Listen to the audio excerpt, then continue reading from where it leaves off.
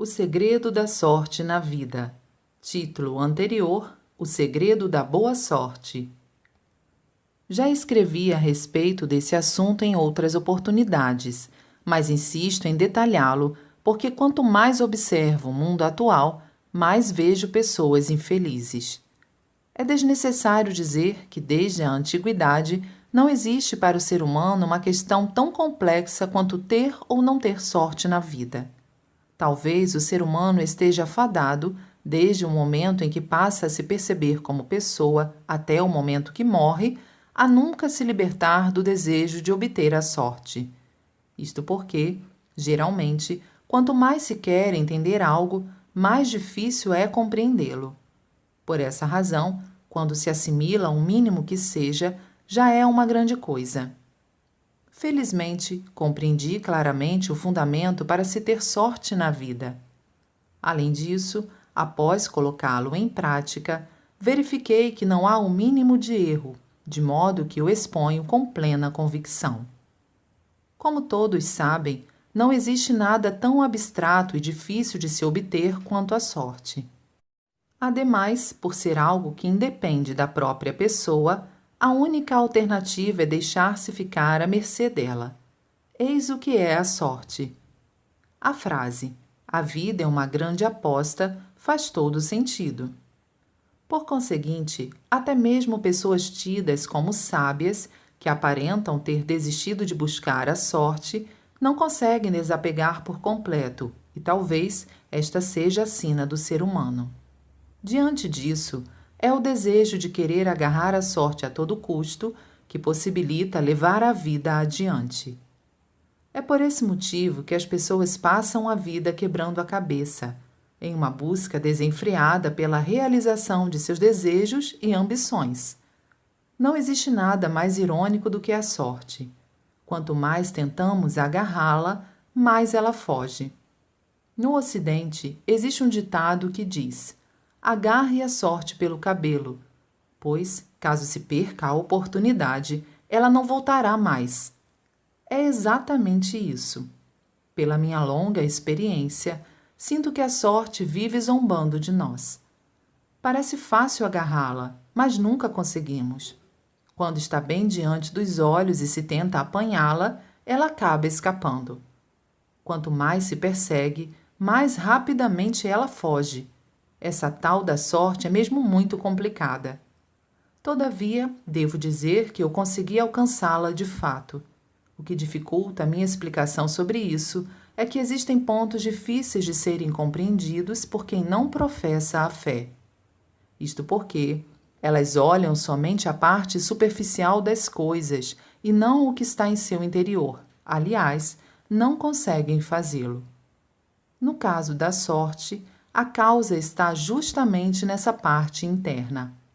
Sem ter tal compreensão, é impossível alcançá-la. Por exemplo, quando o ser humano movimenta o corpo, não é o corpo em si que se move. O que o faz mover é a consciência que está no seu interior. Com a sorte ocorre o mesmo. O ponto-chave é o seu interior. Vou explicar melhor. A parte superficial a que me refiro é o mundo material, e a parte interior é o mundo espiritual, um espaço invisível. Esta é a estrutura deste grande mundo estabelecida pelo Criador. Da mesma forma que a consciência move o corpo, o mundo espiritual movimenta o mundo material. Em tudo, o mundo espiritual é o principal e o mundo material o secundário. Portanto, mesmo em se tratando da sorte, basta que o espírito se torne afortunado no mundo espiritual. Quando isso se refletir no corpo material, obviamente, passa-se a ter sorte na vida. Darei explicações mais detalhadas sobre o mundo espiritual. Ele possui um sistema hierárquico mais imparcial e rigoroso do que o do mundo material.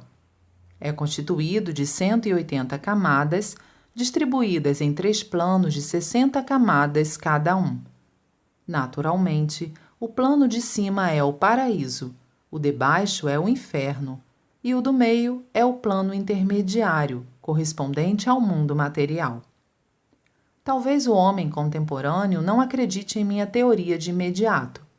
Entretanto, como Deus me revelou isso detalhadamente e, além disso, adquiri o mais profundo conhecimento sobre a relação entre o mundo espiritual e o mundo material, por meio de minha longa experiência, não há o menor erro no que estou afirmando.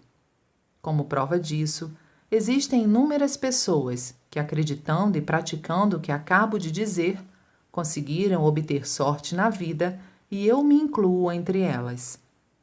Se me analisarem objetivamente, poderão constatar meu estado de felicidade. Falarei um pouco mais sobre as camadas espirituais mencionadas há pouco. O corpo físico do ser humano está no mundo material e o espírito, por sua vez, localiza-se em uma das 180 camadas do mundo espiritual. Esta localização é algo como um registro do espírito. No entanto, ela não é fixa, isto é, oscila constantemente para cima ou para baixo.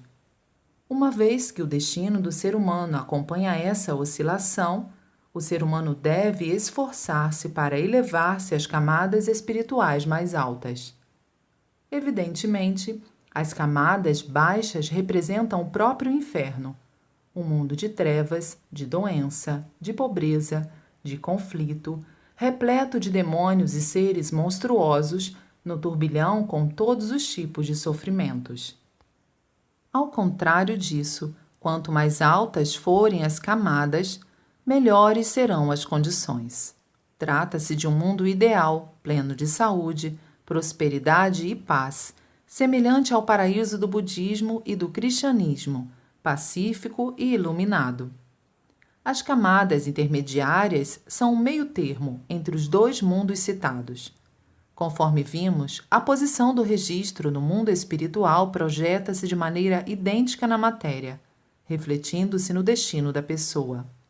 Sendo assim, fica claro que elevar a posição do espírito é o princípio fundamental para se obter sorte na vida. Como nos mostra a realidade, existem muitas pessoas que progridem na vida e passam a ser alvo da inveja das pessoas. Elas se mantêm deslumbradas e pensam que esse sucesso continuará eternamente.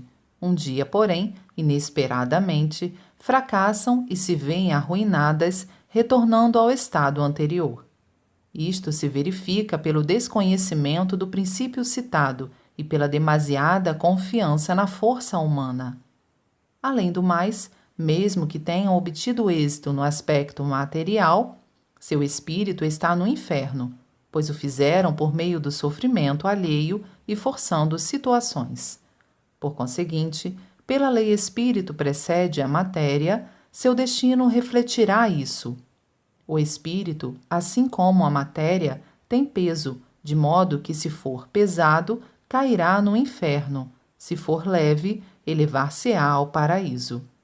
A conhecida expressão peso do pecado refere-se exatamente a isso.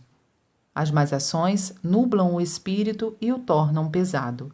Ao contrário, as boas ações o tornam leve, fazendo-o elevar-se. Por conseguinte, acautelar-se contra o mal, não cometer pecados e praticar o bem o máximo possível torna o espírito leve. Este é o segredo para se obter a sorte na vida. Sendo esta a verdade, afirmo que não há outro método para obtê-la. Embora tudo isso seja teoricamente compreensível, na hora de se colocar em prática é que fica complicado. Existe, porém, um método fácil para se conseguir isso: a fé. Logo, quem realmente deseja obter sorte na vida deve, em primeiro lugar, ingressar na fé. Em 3 de fevereiro de 1954.